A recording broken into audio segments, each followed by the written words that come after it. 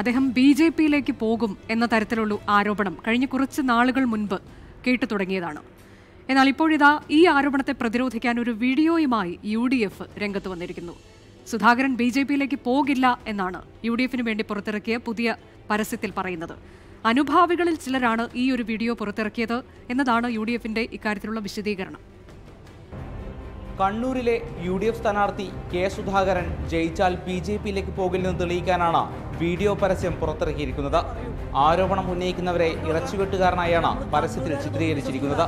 നീ പച്ചിറച്ചി വെട്ടുന്നോളടാ, നീ അങ്ങനെ പറയൂ, പറഞ്ഞു കൊടുക്ക. പക്ഷെ നമ്മൾ കണ്ണൂരുകാരൊന്നും വിശ്വസിക്കൂല.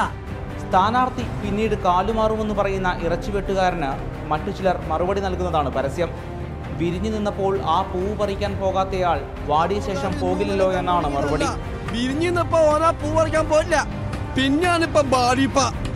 K. സുധാകരന് BJP ബന്ധമുണ്ടെന്നാണ് തിരഞ്ഞെടുപ്പ് പ്രചാരണ പരിപാടികളിൽ മുഖ്യമന്ത്രി അടക്കമുള്ള നേതാക്കൾ പരോക്ഷമായി ആരോപിക്കുന്നത്.